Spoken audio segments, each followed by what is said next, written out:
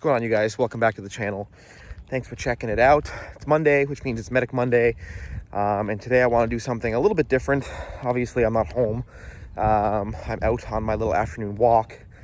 And I figured I could do this week's video kind of vlog style and talk you guys through sort of what happens and what you can expect when you call 911 for chest pain if you think you're having a heart attack.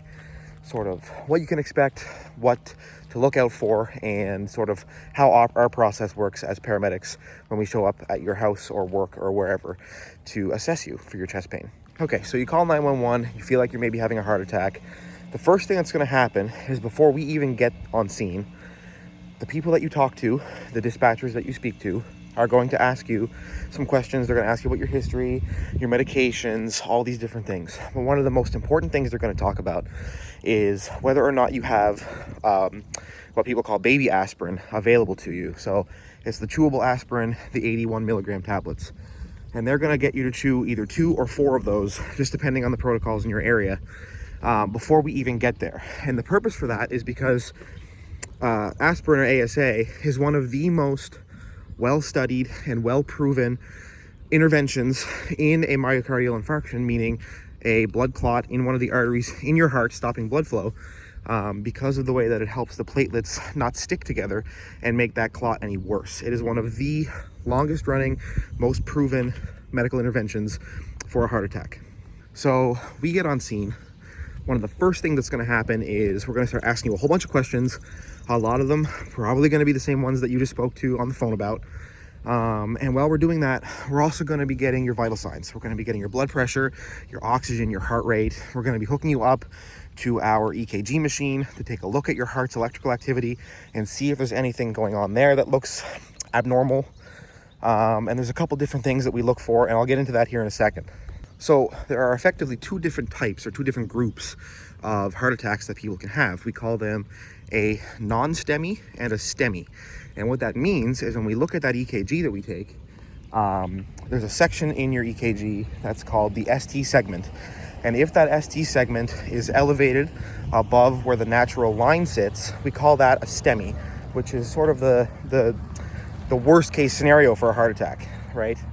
And then the non-STEMI, meaning you could still be having a heart attack and you could still have an active blockage, but it's not going to show up on the EKG the same way, meaning usually the damage to your heart muscle is not as bad. And the way that the non-STEMI is officially diagnosed is actually at the ER through blood work, through something called troponin, which is a protein that gets released by the heart muscle into your bloodstream when you're having a heart attack, and they can test for that protein, and if it's present in your blood, then that's usually how they confirm a heart attack.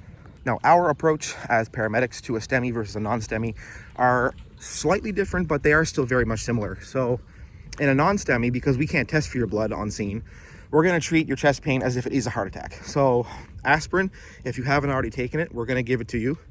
Then we're going to take a look at your EKG. We're going to take a look at your symptoms.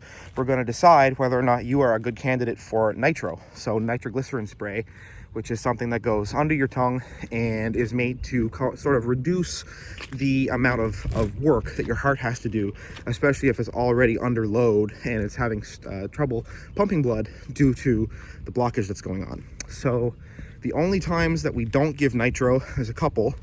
If you're having what we call a right-sided heart attack, meaning that the right side of your heart is affected, we generally refrain from giving nitro because it can cause your blood pressure to drop tremendously, and that's something that we want to avoid.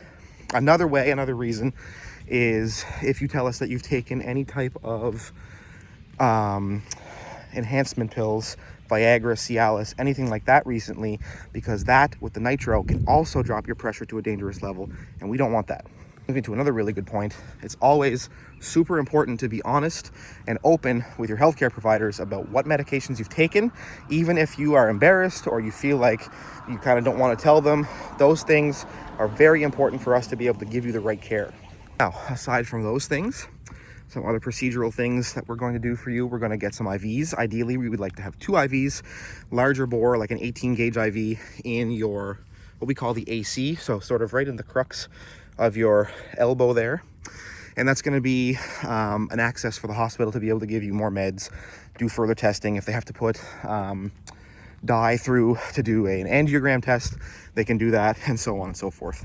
Now, aside from those things, our main objective is going to be to control your symptoms as well. So if you're having pain, an advanced care paramedic may opt to give you some morphine or some fentanyl to help with the chest pain if the other medications aren't helping. If we find that you are having the bad kind of heart attack, there's some other steps that we take as well. So we have what we call TNK, which is a clot busting medication.